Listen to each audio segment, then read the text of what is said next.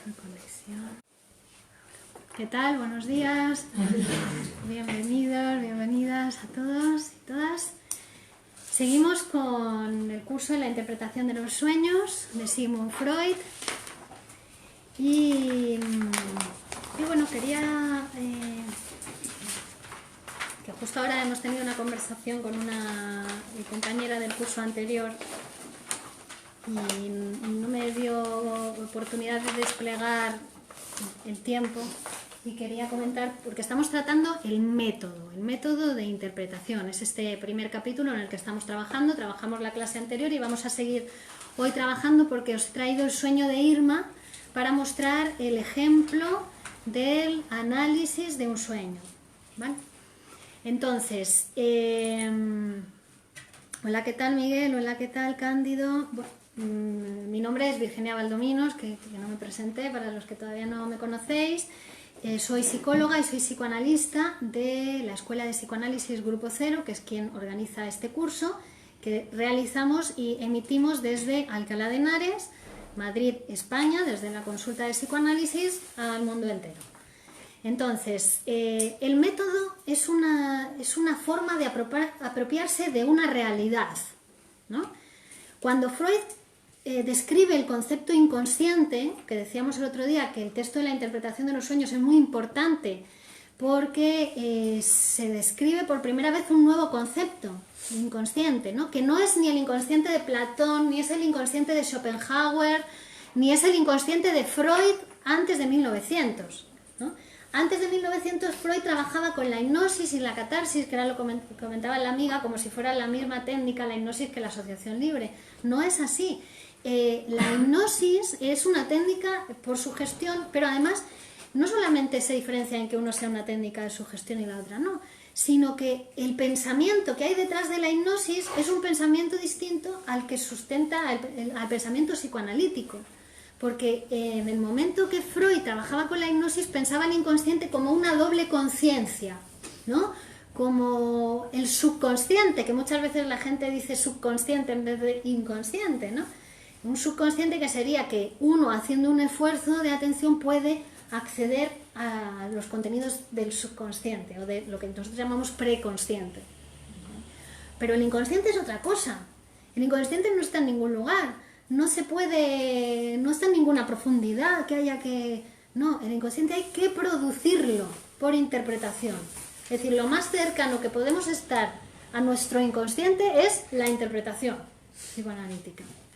No es algo que esté en ningún lugar, porque es una producción teórica que además, después con ese concepto teórico podemos ir a la clínica psicoanalítica y transformarnos. Gracias a ese nuevo concepto teórico, ¿no? Transformarnos, ¿qué es? Que el psicoanálisis piensa que una persona con la enfermedad más grave que sea puede cambiar, puede transformarse, puede volver a restituirse 100%, incluso convertirse en una persona que no necesite volver a enfermar de eso, ¿vale? Y eso es gracias al concepto inconsciente, que es un concepto teórico, pero que después vamos a la práctica clínica, trabajamos con ese concepto teórico y aplicando el método y la técnica podemos conseguir que una persona se psicoanalice y se vaya autoconociendo y autotransformando.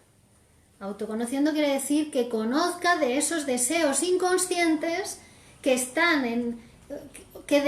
determinando su vida, ¿no? Porque nosotros no controlamos nuestra vida, nuestro inconsciente nos controla a nosotros, nos maneja, ¿no? Nos caemos en la ilusión de que somos nosotros a veces, ¿no?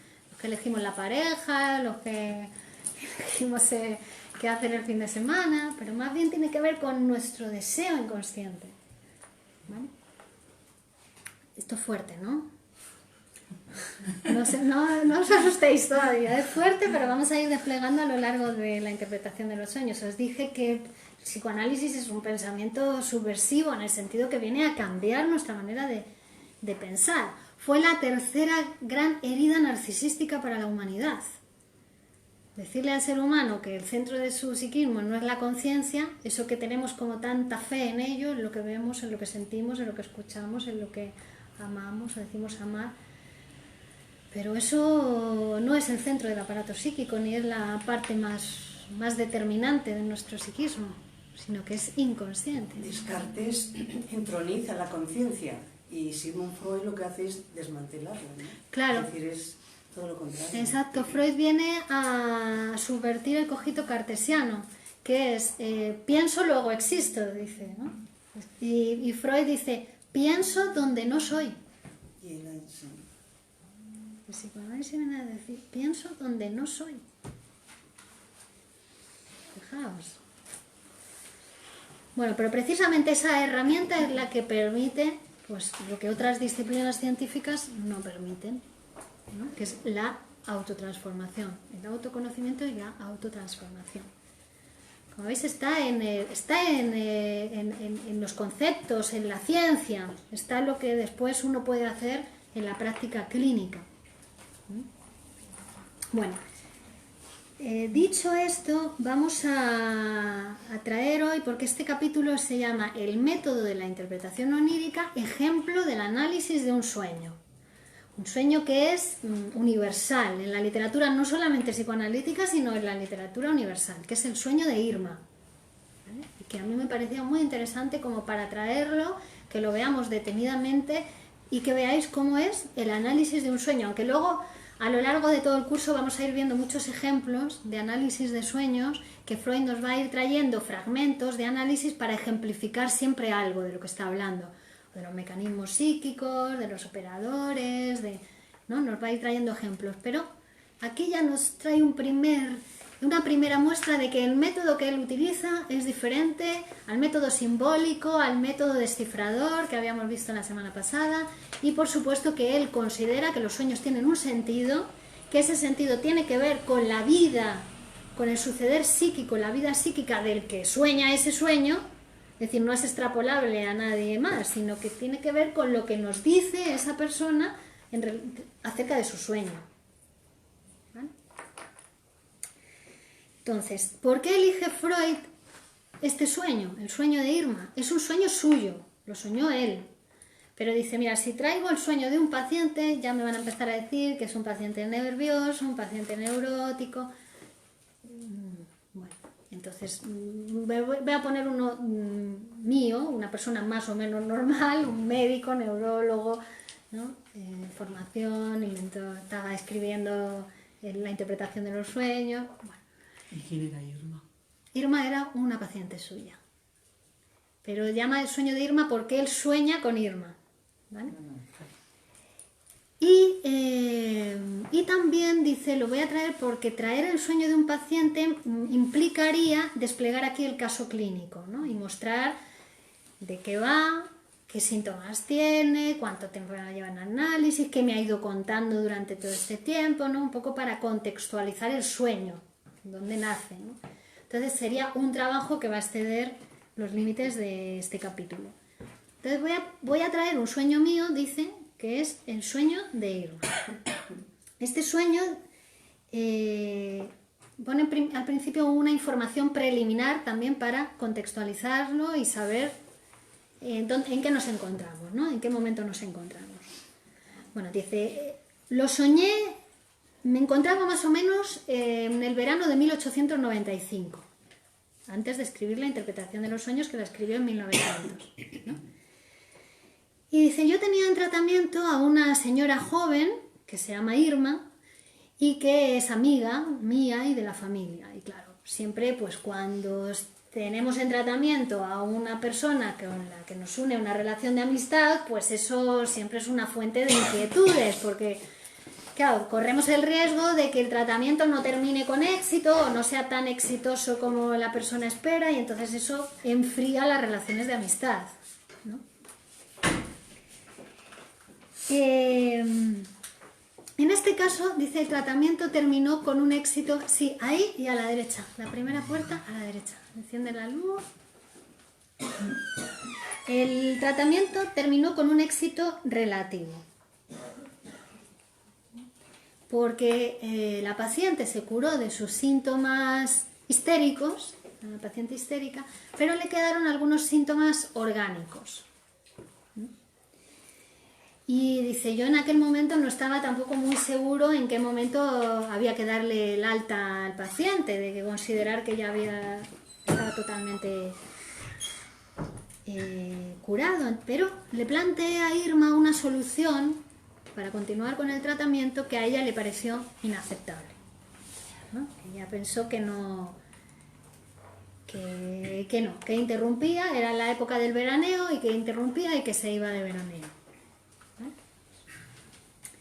Entonces, dice, así las cosas, recibí la visita de un amigo, de otro colega médico que se llama Otto y que había estado visitando a Irma y a su familia en su residencia veraniega. Y él, conversando, le dice que ha visto a Irma y Freud le pregunta, ay, ¿cómo está? Y entonces Otto le dice, está bien, pero no del todo.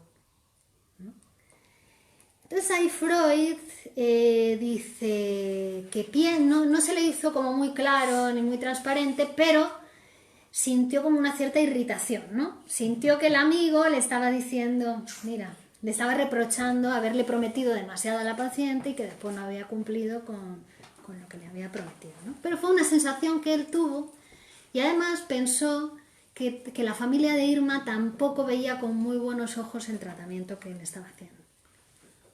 Tampoco lo expresó, no dijo nada a Otto, sino que fue como un pensamiento que le apareció y reprimió, no habló sobre ello.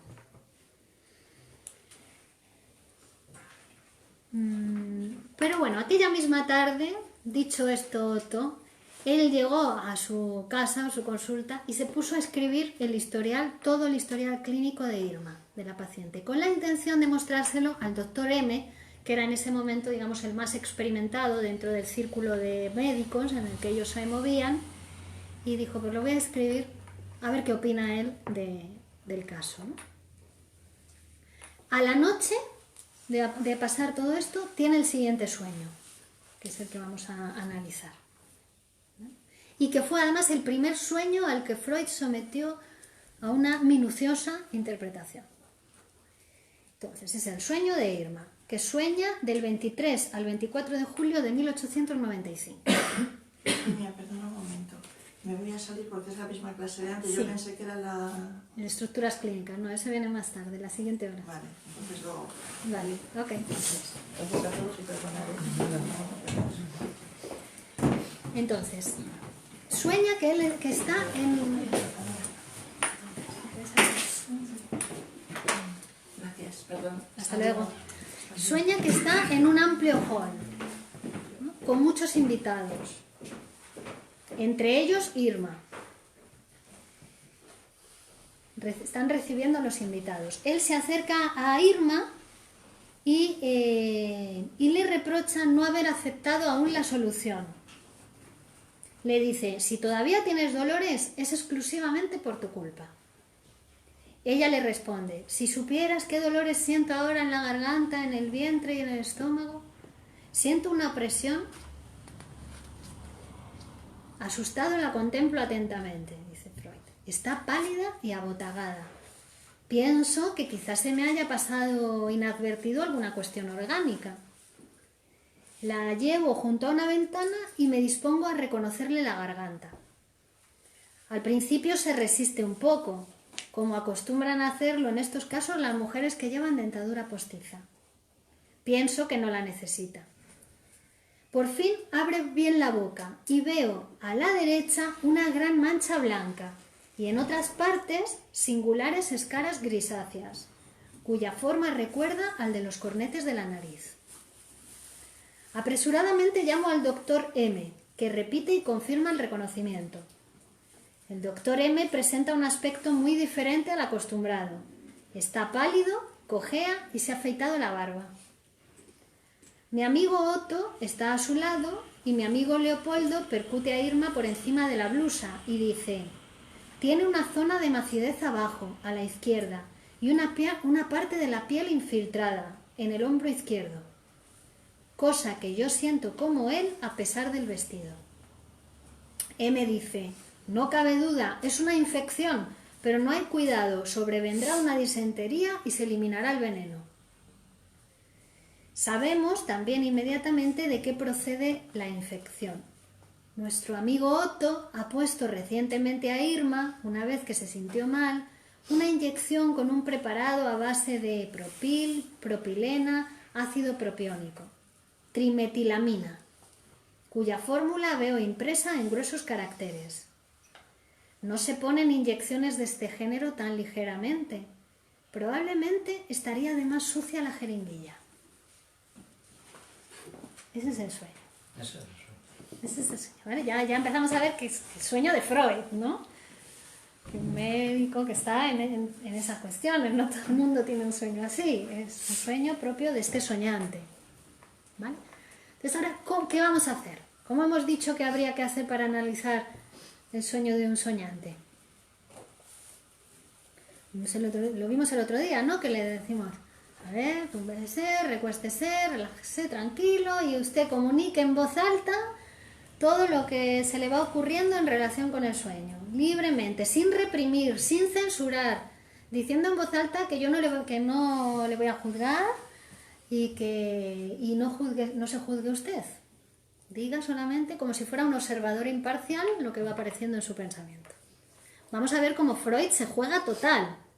Freud va a decir todo lo que se le va apareciendo en su pensamiento, porque su objetivo es mostrarnos a nosotros, hoy, 1 de octubre de 2019, cómo se analiza un sueño. Y dice, espero que estéis más interesados en el método que no en las intimidades de mi vida. Dice él, ¿no? Pero siempre hay personas que se quedan en las intimidades, ¿no? Más que en el método de interpretación de los sueños. Bueno, entonces, también vimos cómo el método del psicoanálisis va a estar más cercano a esos métodos populares que habíamos visto, donde se iba fragmento por fragmento a interpretar el sueño, ¿no? Bueno, ya una persona experimentada que lleva en análisis un tiempo es capaz de analizar el sueño así en global. Cuenta el sueño y ¡bum!, empieza a asociar libremente y ya está. Y ahí empiezan a aparecer todas las ideas. Eso es algo que se va adquiriendo con la práctica en el análisis, ¿no? Pero sobre todo inicialmente pues puede ser recomendable ir dándole fragmentos del sueño para que vaya asociando libremente en relación con estos fragmentos. Hola Aida, buenos días. Hola Manuel. Hola Pedro. Hola Beni. ¿Y quién más está? Hola Ernestina. Hola Veronique. Hola Juan. Hola Paqui. Hola Cándido. Y hola Miguel. Bueno, entonces, le pedimos a Freud que asocie libremente acerca de su sueño, ¿no? Y le vamos a ir dando fragmentos, diciéndole que se abstenga de reprimir cualquier información, que nos la comunique. Entonces, primer fragmento, un amplio hall, muchos invitados a los que recibimos. Entonces, ¿qué se le ocurre a él? Dice, durante este verano vivíamos en una villa llamada Bellevue, situada sobre una de las colinas próximas a Kahlenberg. Esta villa antiguamente estaba dedicada a casino, era un casino por lo que las habitaciones son muy amplias. Entonces el sueño se desarrolla en Bellevue, estamos en Bellevue, en una de esas habitaciones. Y pocos días antes del cumpleaños de mi mujer. Justo la tarde anterior al sueño, mi mujer me ha dicho que quiere celebrar su cumpleaños y que quiere invitar a unos amigos, entre los que se encuentra Irma. Entonces el sueño se anticipa a esa situación. Estamos ya en el hall recibiendo a los invitados y entre ellos está Irma. Vale. Segundo fragmento. Reprocho a Irma no haber aceptado aún la solución. Le digo, si todavía tienes dolores, es exclusivamente por tu culpa. Dice, esto mismo se lo podría haber dicho en una sesión del tratamiento, en la vida real. Por aquel entonces, dice, yo pensaba que mi trabajo, equivocadamente, porque ya me he dado cuenta que ya que estoy escribiendo la interpretación de los sueños, ya sé, porque la interpretación de los sueños es un texto de exposición, es decir, ya tiene hecho el descubrimiento, lo está exponiendo. Pero dice, por aquel entonces, antes de la interpretación de los sueños, yo pensaba que al paciente comunicándole el sentido oculto de sus síntomas, ahí ya estaba curado, ¿no? Y que después aceptara o no aceptara el paciente esa interpretación pues que corría de su cuenta, que era su responsabilidad, ¿no? Entonces dice, en la frase le digo a Irma, si tienes dolores es exclusivamente por tu culpa. Entonces ahí advierto que si tiene la culpa Irma todavía de padecer sus dolores, a mí no se me puede hacer responsable de los dolores que todavía sufre. Dice, no seguirá, no irá por aquí el propósito del sueño, no irá en esta dirección. Otro fragmento. Irma se queja de dolores en la garganta, el vientre y el estómago, y de una gran opresión. Entonces aquí, ¿qué se le ocurre? Dice, sí, los dolores de estómago están dentro de los síntomas que habitualmente tiene Irma, pero tampoco fueron tan intensos. Y más bien se queja de malestar y repugnancia, pero lo que no tiene es opresión o dolor en la garganta, eso nunca tiene, y dolores de vientre tampoco tiene. Así que dice, me asombra la elección de los síntomas que ha hecho el sueño. ¿Por qué ha elegido estos síntomas y se los ha puesto a Irma? Me llama la atención. Pasa a otro fragmento. Está pálida y abotagada. Dice, mi paciente al contrario siempre presenta una coloración rosadita, ¿no? Así que sospecho que aquí se ha superpuesto a mi paciente en el sueño otra persona, que no es ella. Porque ella siempre está rosada. En el sueño ha habido una superposición. Otro fragmento. Pienso con temor que quizá me haya pasado inadvertida una afección orgánica. Bueno, dice, este es un temor normal para un médico como yo, que lo que me ocupo es de los trastornos nerviosos, neuróticos, psíquicos y que no me ocupo de las cuestiones orgánicas. Entonces, pues me podría suceder.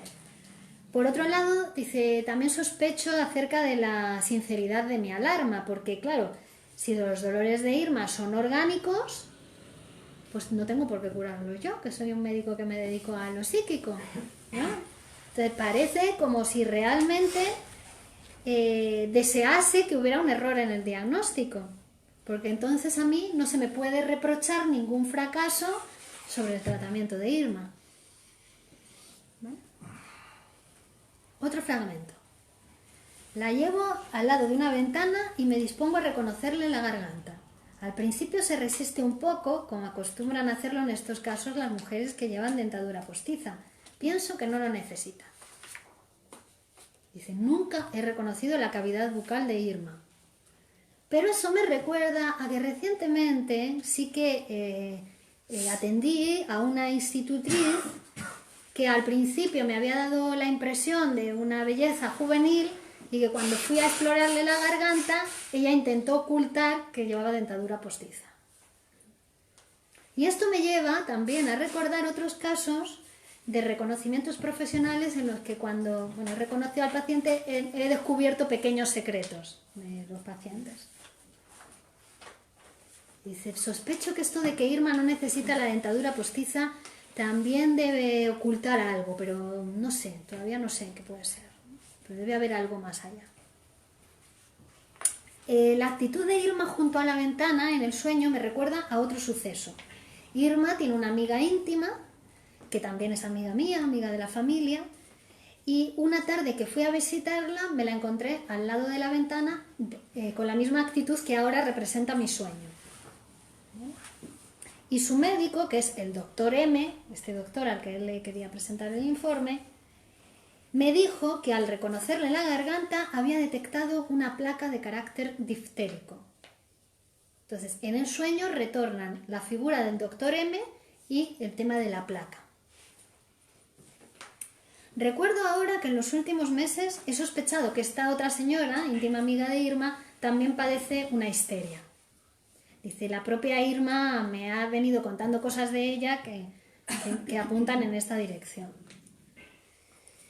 ¿Qué conozco de sus síntomas? Pues conozco que sufre una opresión histérica de la garganta, como la Irma de mi sueño. Entonces, lo que he hecho en el sueño ha sido sustituir a mi paciente Irma por su amiga, porque en el sueño, la Irma del sueño tiene opresión en la garganta. Ahora recuerdo que efectivamente he tenido en varias ocasiones esperanzas de que esta amiga de Irma también se confíe a mis cuidados profesionales y comience un tratamiento conmigo. Pero siempre lo he considerado improbable, pues es una persona de carácter muy retraído. Se resiste a la intervención médica como la Irma de mi sueño. No lo necesita, en el sueño dice no lo necesita, también podría referirse a que hasta ahora se ha mostrado suficientemente enérgica y no ha requerido de un tratamiento. Dice, después hay rasgos que no los puedo atribuir ni a Irma ni a su amiga, que son la palidez, el abotagamiento y la dentadura postiza. Bueno, la dentadura postiza me ha recordado a la institutriz. Pero a continuación se me presenta otra persona a la que podrían referirse esta serie de rasgos. Dicen, no es mi paciente ni quiero que lo sea, es mi mujer, ¿no? Que además se avergüenza de mí y que no debe ser una enferma dócil, dice. Generalmente está pálida y cuando gozaba de buena salud engordó hasta parecer abotagada. También los dolores de vientre de la Irma de mi sueño podrían referirse a mi mujer, que una vez que le hice una indicación para los dolores de vientre, comprobé la resistencia que tenía a mis indicaciones médicas. Tengo que confesar que en este sueño no trato nada bien ni a Irma ni a mi mujer. Por tanto, he comparado a Irma con otras dos personas que se resisten igualmente al tratamiento. Es decir, ha fusionado en el sueño, en una sola persona, a tres, con un rasgo en común. Las tres se resisten al tratamiento. Son Irma, la amiga íntima de Irma y la mujer de Freud. ¿Vale? Y dice, ¿y qué sentido tiene haberla sustituido por su amiga en mi sueño, a Irma? Bueno, pues que quizá deseo realmente que en la vida real sustituirla, es decir, que pase a ser mi paciente, la amiga, porque la creo más simpática y más inteligente que a Irma. Bueno, de hecho a Irma ahora la creo ininteligente porque no ha aceptado la propuesta que yo le he hecho para seguir con el tratamiento. Entonces, en el sueño ese fragmento de por fin abre bien la boca podría referirse a la amiga de Irma, que yo la considero como que comunicaría más fácilmente, o sea, se dejaría llevar mejor en el tratamiento, hablaría más, con menos resistencia y más sinceridad. Y aquí a pie de página nos señala una cosa muy interesante, que va a ser una aportación teórica muy importante, que es, dice, sospecho que aquí no he agotado la libre asociación de ideas sobre este fragmento, pero en todo sueño hay un fragmento inescrutable, ¿no? Sería un punto por el que, un cordón umbilical, lo llama, por el que el sueño se haya unido a lo incognoscible, a lo desconocido del sujeto. Y eso es lo que va a llamar el ombligo del sueño. Todo sueño va a tener un ombligo, ¿no? Un punto donde ya está en contacto con lo desconocido para el sujeto, que por mucho que asocie libremente, esas asociaciones se van a perder en la retícula psíquica. Bueno, pasa a otro fragmento del sueño. Dice, en la garganta veo una mancha blanca y escaras de forma semejante a los cornetes de la nariz.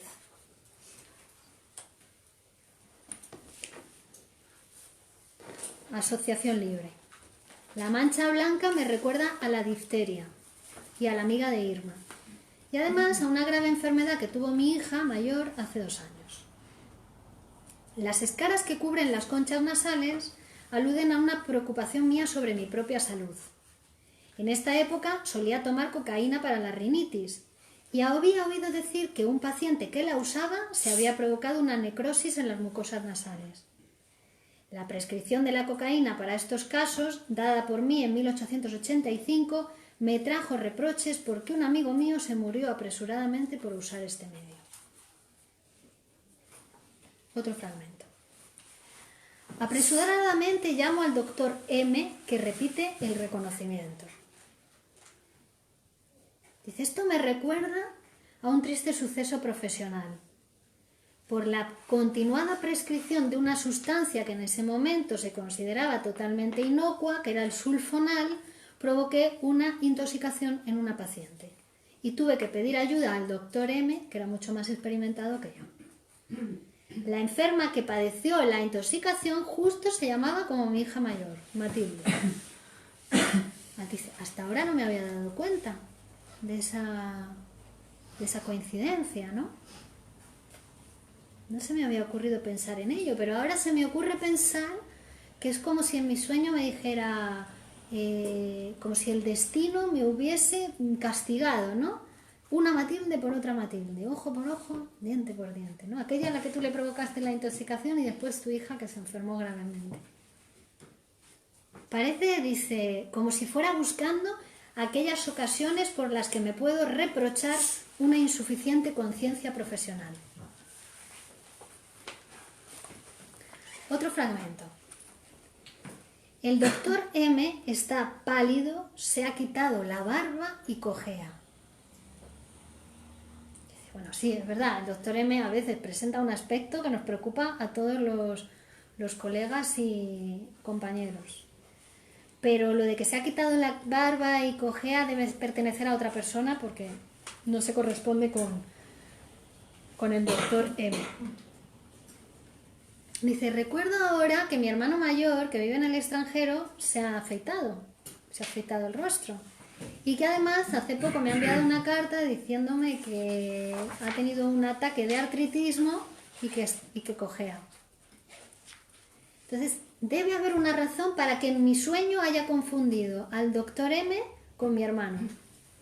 Dice, claro que hay una razón. Es que estoy irritado con los dos, porque con los dos últimamente les he hecho una proposición que han rechazado. ¿Vale? Un elemento en común que ha hecho que el sueño una a esas dos personas en una sola. Sigue con otro fragmento.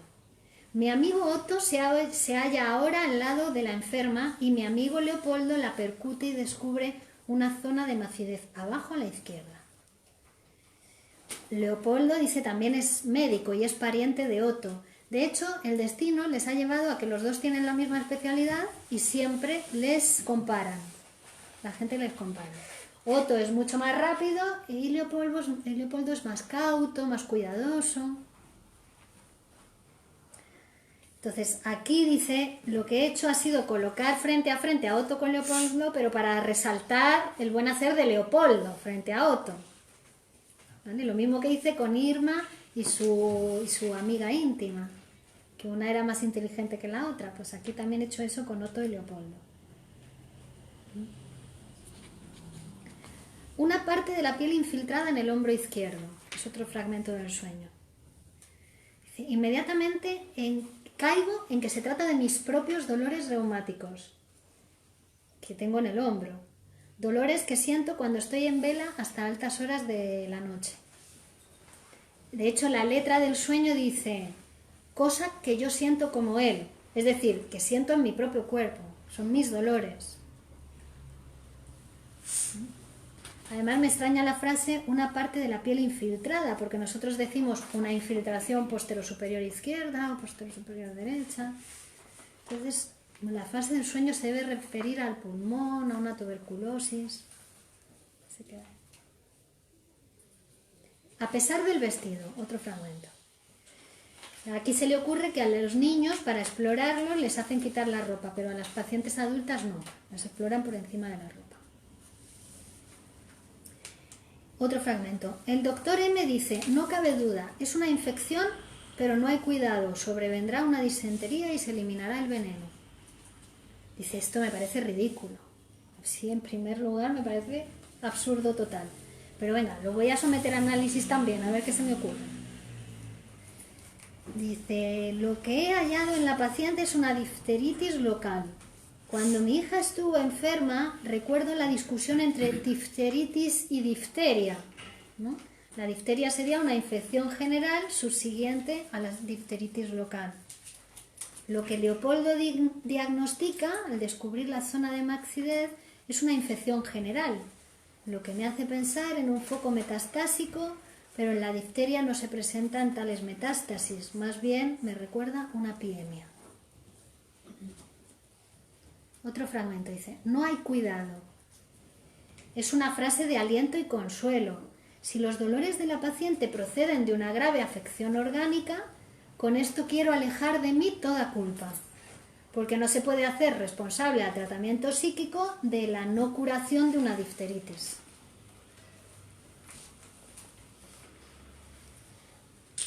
La disentería, también aparece la palabra disentería en el sueño. Dice, es una representación teórica lejana de que los gérmenes patógenos pueden ser eliminados por el intestino. ¿Acaso me quiero burlar del doctor M? La disentería también me recuerda que hace unos meses conocí a un...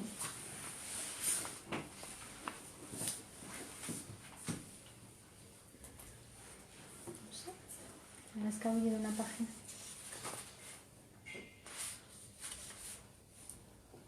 Bueno, dejamos ahí esa asociación porque se me ha escabullido, debe ser la censura. No es casual, seguramente.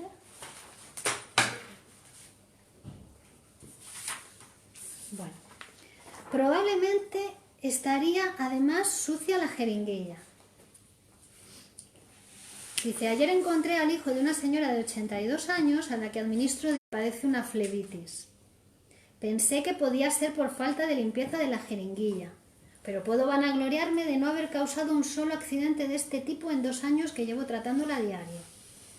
La flebitis me recuerda de nuevo a mi mujer, que la padeció durante el embarazo, y me recuerda a 3 situaciones en las que fueron protagonistas, mi mujer, Irma y la difunta Matilde. Debe ser por eso que las he sustituido en mi sueño. Bueno, y aquí termina la interpretación, ¿no? Pero cuando termina, o sea, termina lo que es la asociación libre con respecto a los fragmentos del sueño.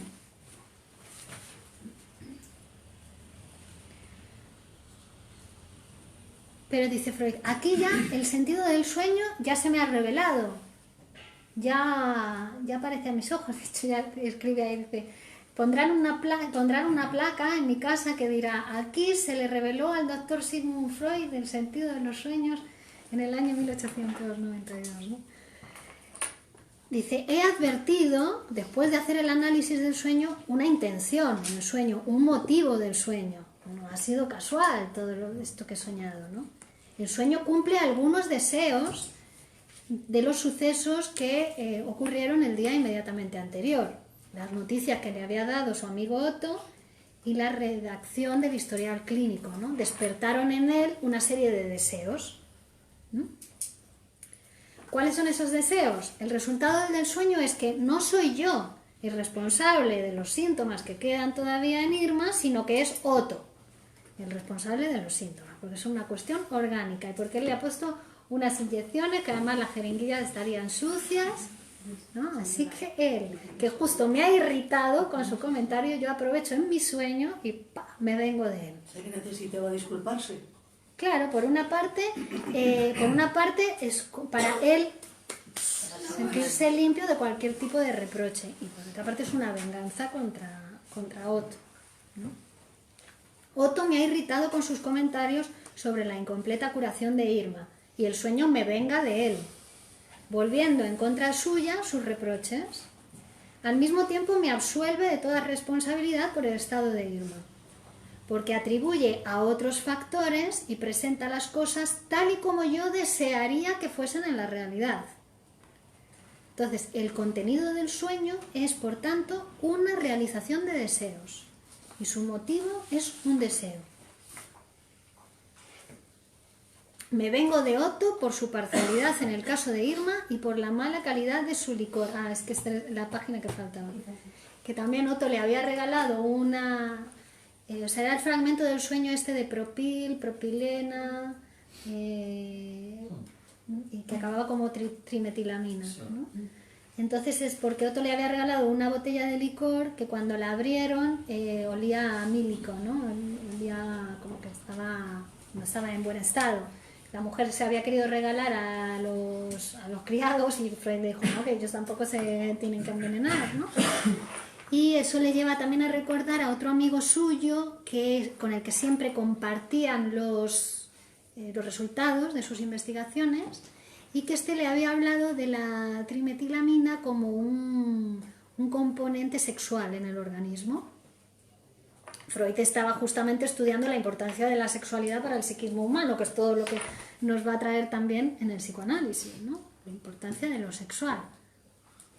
Y toda esa línea de ese fragmento del sueño le llevaba a esa línea de pensamiento.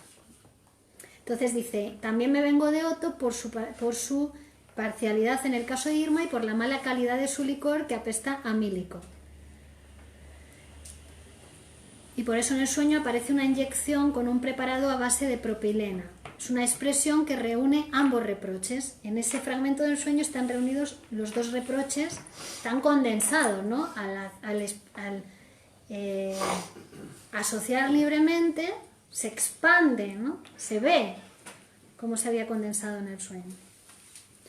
Entonces, continúo con la venganza cuando le coloco frente a su competidor, como si quisiera decirle, Leopoldo me inspira más confianza que tú. Me vengo también de Irma, sustituyéndola por otra paciente más dócil e inteligente. También me vengo del doctor M, o sea, fijaos todos los pájaros que matamos de un tiro con un sueño, tratándole como un ignorante y apelo contra él ante mi amigo, el otro, en el que confío más.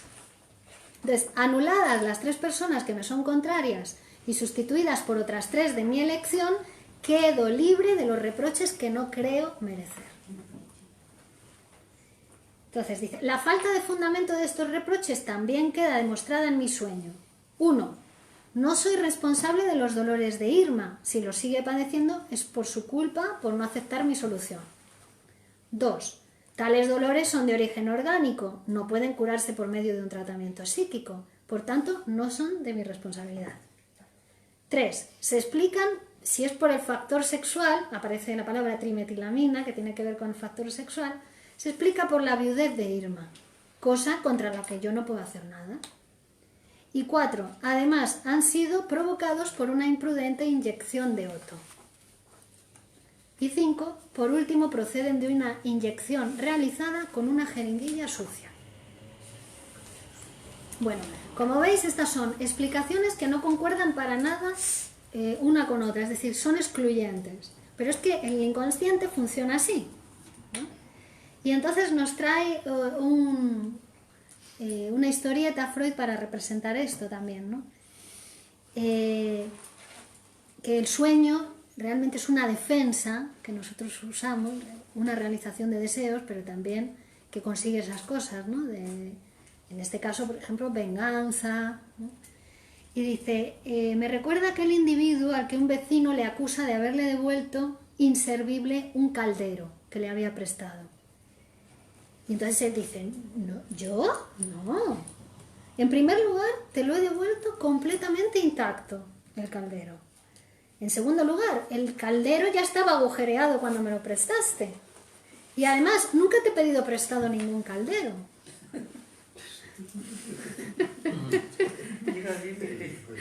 Bueno, fijaros vosotros cuántas veces hacemos estas cosas, ¿no?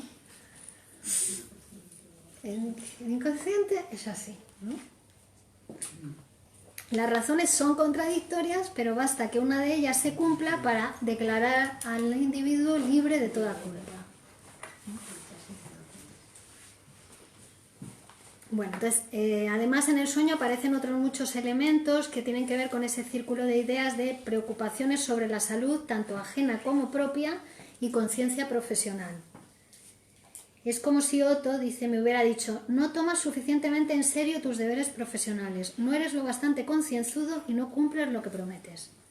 Y ante ese reproche se puso en marcha todo ese círculo de ideas para permitirme demostrar en el sueño hasta qué punto soy un fiel cumplidor de mis deberes médicos y cuánto me intereso por la salud de mis familiares, amigos y pacientes. Entonces, el análisis del sueño nos dice, puede tener lagunas, puede no estar completo, seguramente que podríamos continuarlo y llegar a niveles de interpretación todavía más inconscientes, ¿no? pero le permite concluir a Freud ya lo que será el principio de la tesis que nos va a guiar a lo largo de todo el curso, ¿no? Que es, siguiendo el método de interpretación onírica, hallamos que el sueño realmente tiene un sentido, que no es una descarga cerebral fragmentaria, no es una actividad cerebral fragmentaria, tiene un sentido si lo interpretamos, ¿no? Y que ese sentido, una vez llevada a cabo la interpretación, se nos revela como una realización de deseos. Pero como es una interpretación libre, seguimos lo primero que se nos ocurre, es una interpretación libre. El mismo sueño y el mismo señor Freud, o uno cualquiera, podría interpretarlo de 1.000.000 de maneras.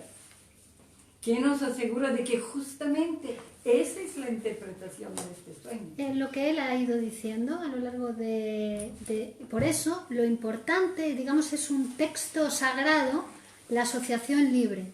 El psicoanalista no inventa, no añade nada, ¿no? El psicoanalista va a poner el método, sabe cómo se debe analizar e interpretar un sueño, ¿no?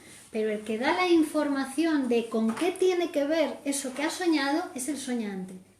Y es importante todas esas ideas que le van surgiendo en relación al sueño, que van a ser propias de ese soñante y que tienen que ver con su vida, su suceder psíquico, con su vida psíquica, en qué está ocupado psíquicamente ese soñante, ¿no? Que el sueño viene a ser un producto más de ese suceder psíquico de su vida psíquica, ¿no? Entonces, podría ser que este mismo deseo de venganza dé lugar a otro sueño diferente también, ¿no? Pero después de la interpretación se nos va a revelar también como un deseo de venganza, ¿no? O sea, la interpretación es el deseo de venganza o el deseo de sacar de él toda posible responsabilidad sobre una negligencia, ¿no?, médica o un fracaso de un tratamiento. Ese sería el deseo que se cumple, que se satisface con este sueño. Pero todo esto, este sueño es para mostrar que el sueño es una realización de deseos, ¿vale? A lo largo del libro vamos a ver cómo amplía esta tesis Freud, hasta llegarnos a decir al final, como vamos a ver, que es como una realización de deseos sexuales, infantiles y reprimidos. Uy, ahora ya sí que...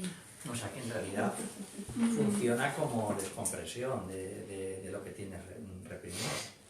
En realidad funciona como de expresión de esos deseos que tenemos reprimidos en nosotros, que tienen que ver con esos deseos infantiles, sexuales, vamos a ver por qué son sexuales, y que tuvimos que reprimir para hacernos sujetos sociales, sujetos del lenguaje, para civilizados, convivir con otros seres humanos.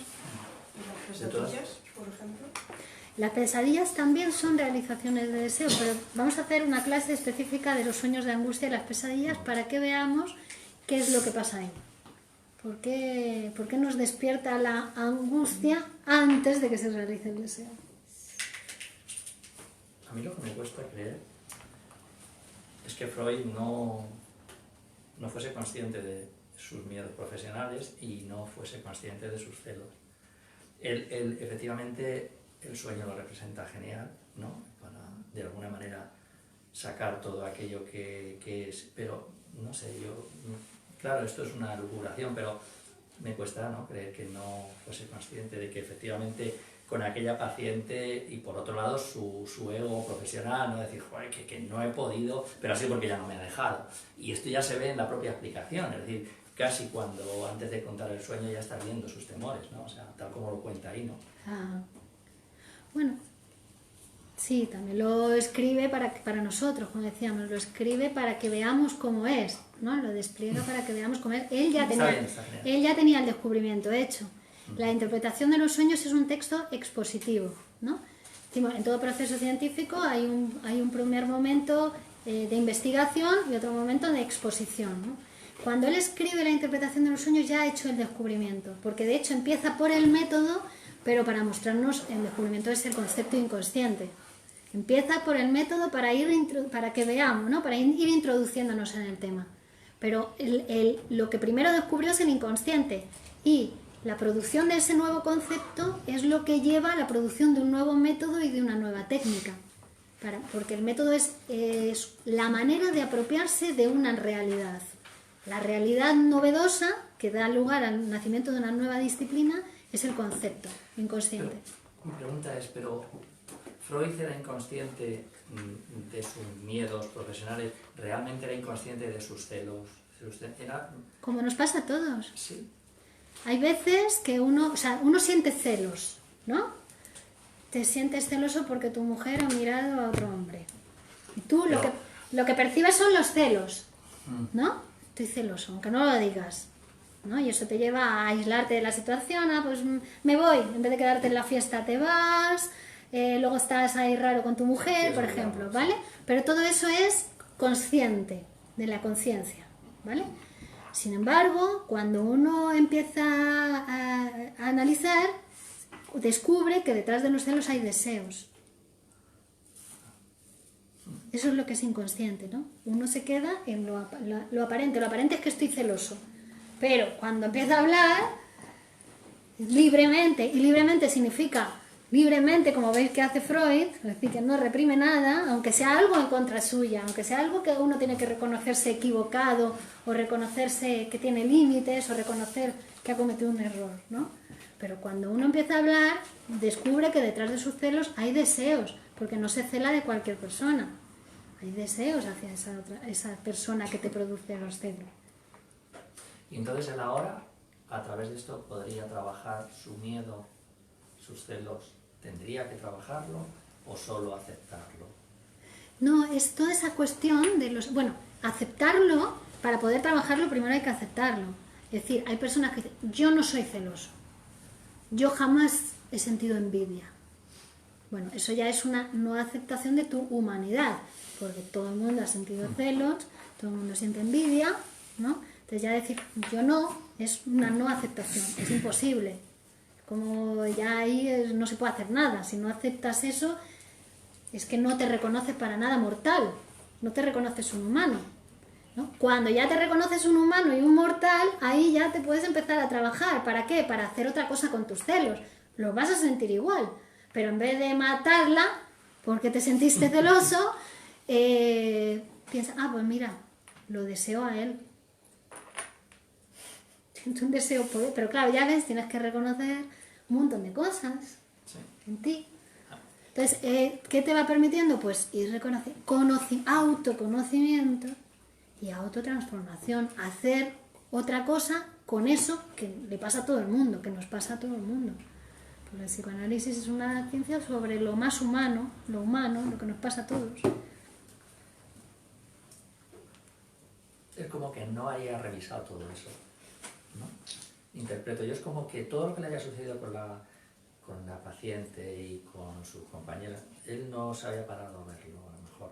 Y el sueño se lo vuelve a poner para que lo vea. Claro, exactamente. Es que es lo que pasa. Cuando uno no tiene un lugar, un tiempo para ir revisando todas esas cosas que le pasan en la vida, en su día a día, ¿no? Va a trabajar, va al colegio, va por los niños, va no sé qué, no tiene un espacio para revisar eso. Y además revisar eso no es uno ponerse solo a darle vueltas a la cabeza. Revisar eso es análisis, hablar en voz alta con otro que hace esa función de escucha, ¿no? Entonces ahí es cuando uno va a revisar, cuando tiene ese lugar y ese tiempo. Si no tienes ese lugar y ese tiempo, eso se expresa igual. Esos deseos inconscientes se expresan, pero se expresan en el sueño, se expresan en el síntoma.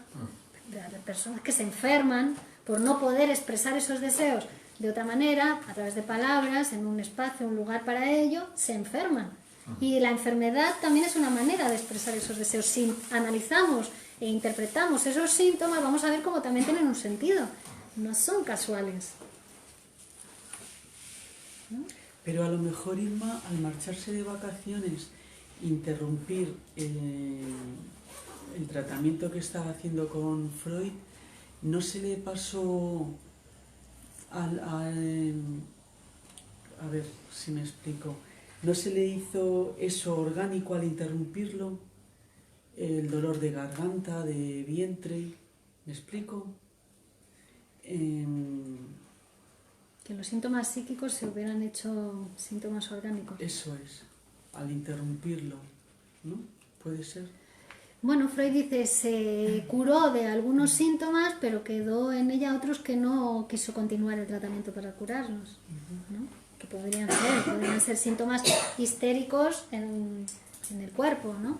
Como Claro. la histeria se convierte en el cuerpo, aunque no haya una lesión orgánica. Pero puede producirla, es decir, los psicosomáticos se puede producir a través de lo psíquico, lo orgánico. Sí, en eso algunos... es otra estructura, sí. Una cosa es la histeria, que es una neurosis de transferencia, y otra cosa es la estructura psicosomática, que la estructura psicosomática siempre le antecede una neurosis de angustia o una neurosis actual, las neurosis actuales, ¿no? Que son en su repetición la angustia, el estrés, la hipocondría, producir algo orgánico. te puede producir algo orgánico. Claro. Son las enfermedades psicosomáticas, es decir, Claro. que tiene un componente orgánico fundamental, que si no se aborda en el tratamiento, un componente psíquico fundamental, que si no se aborda en el tratamiento no se va a curar de la enfermedad esa persona, aunque le hagan un tratamiento orgánico, porque un componente psíquico tiene mucha importancia en la producción y en el mantenimiento de la enfermedad psicosomática. En la enfermedad psicosomática hay como una negación de lo psíquico, es decir, tiene una dificultad para elaborar, digamos, si todo estímulo que nos llega tanto del exterior como del interior de nuestro aparato lo elaboramos orgánicamente, o sea, en el cuerpo y también psíquicamente, a través de la palabra, el psicosomático tiene una dificultad para elaborar psíquicamente. Todo lo hace en el cuerpo, todo lo elabora en el cuerpo, ¿no? Tiene un disgusto y Es lo hace en el que se habla mucho de esta nueva enfermedad fibromialgia, que tiene mucho componente psíquico, se habla, no sé eso qué fundamento pueda tener, Sí. pero que estas personas efectivamente hay algo en su interior psíquico que les produce esos dolores que no se sabe muy bien y que solo pueden ser tratados con calmantes, pero que... No, entonces, con psicoanálisis el tratamiento de la fibromialgia es muy eficaz. Lo que pasa es que hay una cuestión con las pacientes de fibromialgia y es que durante muchos años ellas estuvieron reivindicando que la fibromialgia se considerase una enfermedad, porque casi que se les consideraba como fingidoras o no, como pasaba con las Sí, pues, pacientes histéricas. Neuróticas, personas claras, no. Pero es que la neurosis es una enfermedad. Es que la neurosis es una enfermedad, lo que pasa es que requiere otro tratamiento diferente al médico, pero como antes del psicoanálisis la medicina no entendía que la neurosis era una enfermedad, entonces las encerraban o las trataban, bueno, les hacían barbaridades, porque no se entendía que eso era una enfermedad, se las trataba como fingidoras. Y claro, es una enfermedad que requiere otro tratamiento.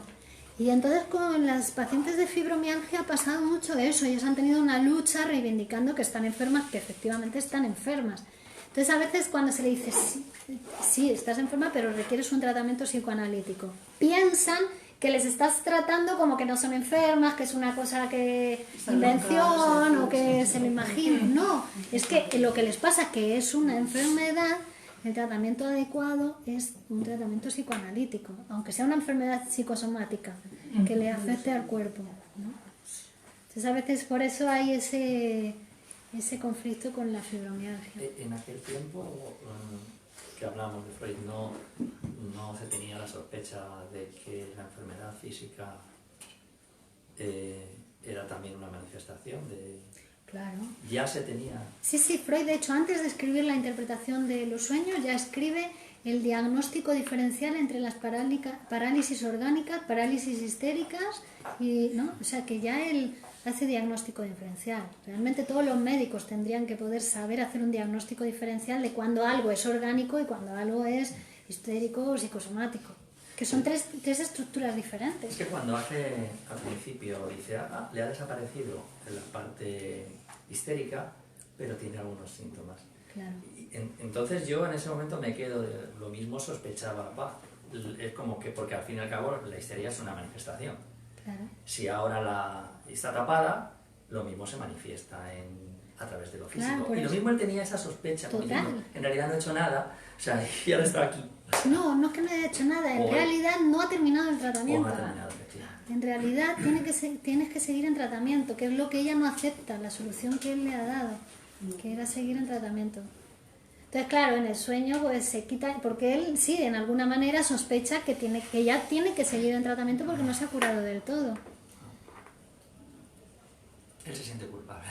Claro, él siente que ella tendría que seguir en su tratamiento y que no ha conseguido que ella acepte la solución que él le ha Que dado. tampoco lo ha rechazado porque ella se ha ido de vacaciones. Este es un periodo y volvería con Freud quizás después de sus vacaciones. Puede ser, a veces pasa eso. Es que todos nosotros interrumpimos. Se cree que está ya- salirnos de vacaciones. Exactamente, hay veces que uno interrumpe o interrumpe el tratamiento y vuelve. Y hay veces que pasan 20 años y vuelve después al tratamiento. Que ya estoy curada. Eso pasa mucho con el psicoanálisis, porque mira, el psicoanálisis, al contrario de lo que se piensa, que se dice que es muy largo o tal, en 4 o 6 meses desaparecen los síntomas por los que viene la persona a consultar. Lo que pasa es que eso es rápido, lo que es más lento es psicoanalizarse, ¿no?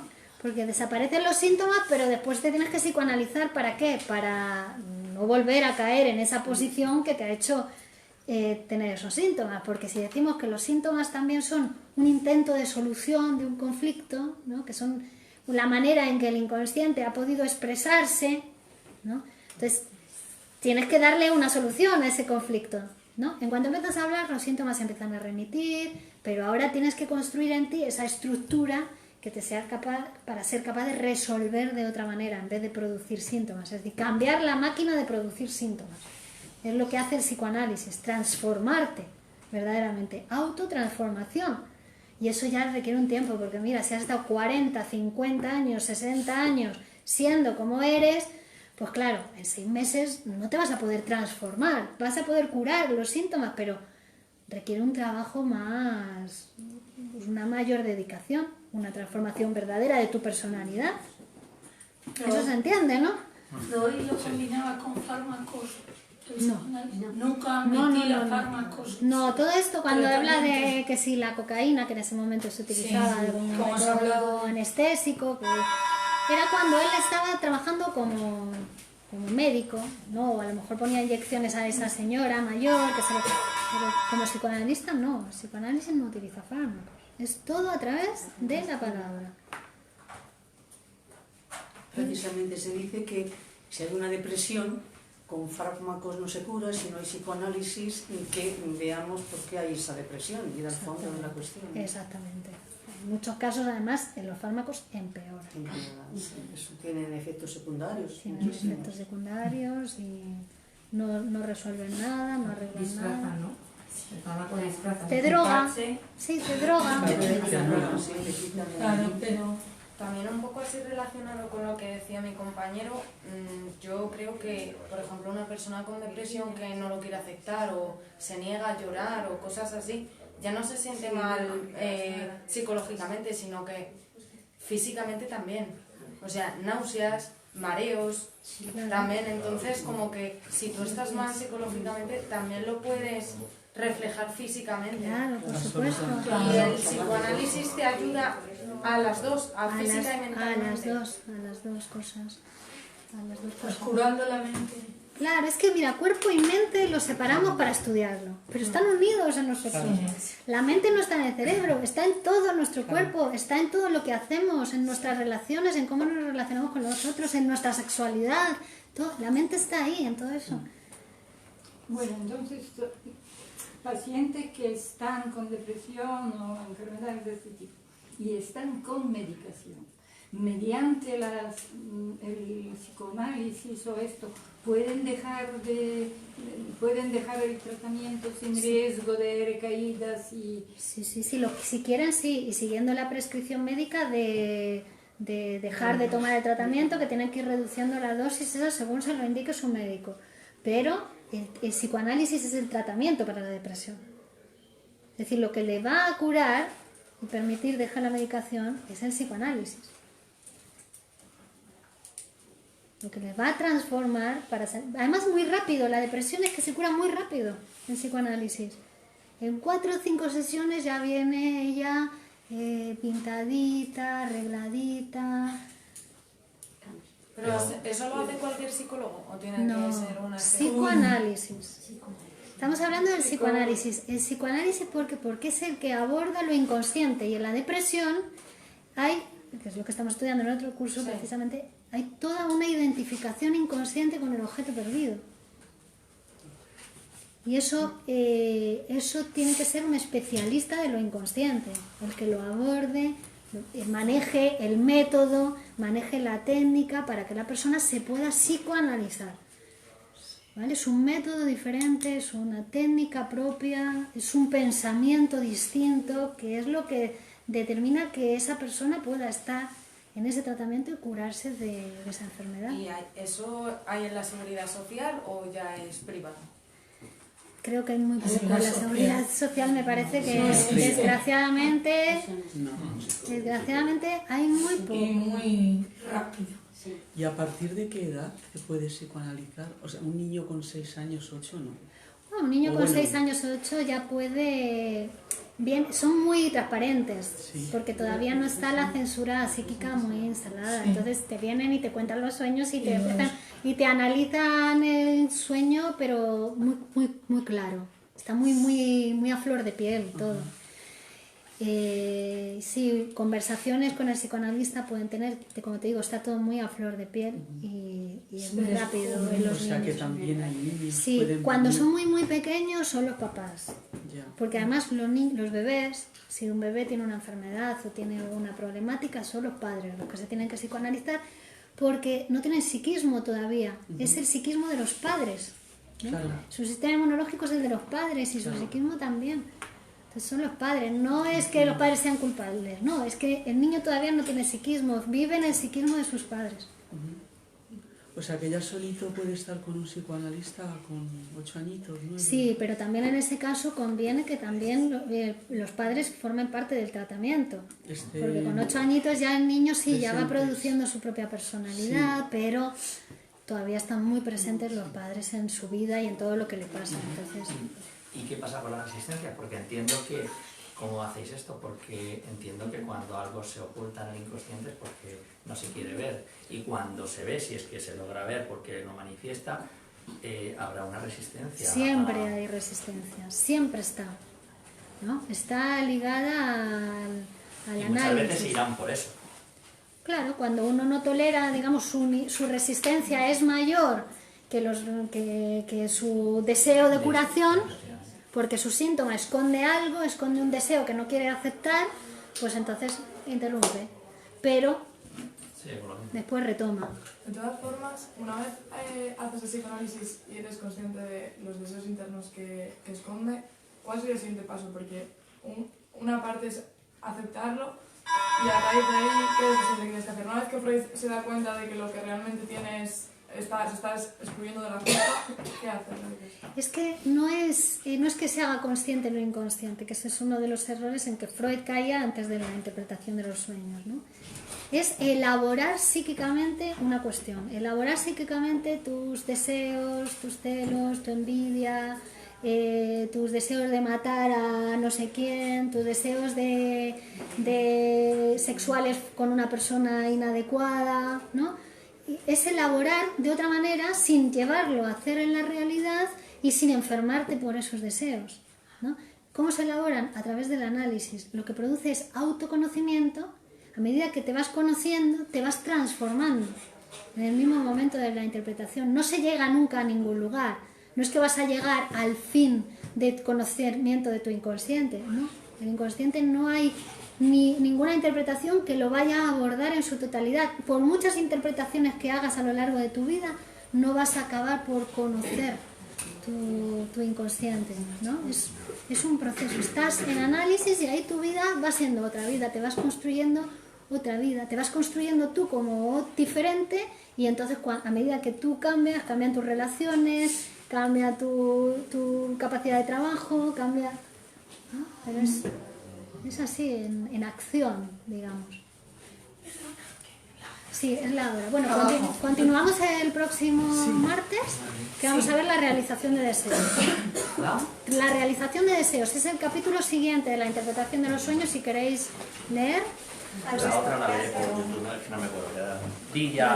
Me tuve que ir el otro día medio antes y lo vi. O sea Vale, que muy bien. la que viene ahora la veré. Genial, estupendo. Nada, chao, hasta luego, gracias a Yo todos. tampoco pude venir a la anterior, pero ya nada. ¿No pudiste venir A la antes? primera no vine, pero... Puedes verla en YouTube si quieres. Ah, ¿puedo? Sí. Hasta luego, hasta el martes. Hasta el martes. ¿Qué pongo tu nombre y me...? Sí, si pones Virginia Valdominos en YouTube te va a salir el canal y en listas de reproducción vas a encontrar, hay dos, curso de estructuras clínicas, es el de la interpretación de los sueños, ¿no? Interpretación de los sueños, grupo de 11 a 12. Vale. ¿Vale? Vale, perfecto, gracias. Chao. Bueno, hasta ahora, vamos. Hola. Después te envío un correo con mis datos. Porfa. Sí, si no hay problema, prefiero este horario. Vale, sí. Tú me avisas si cualquier cosa, si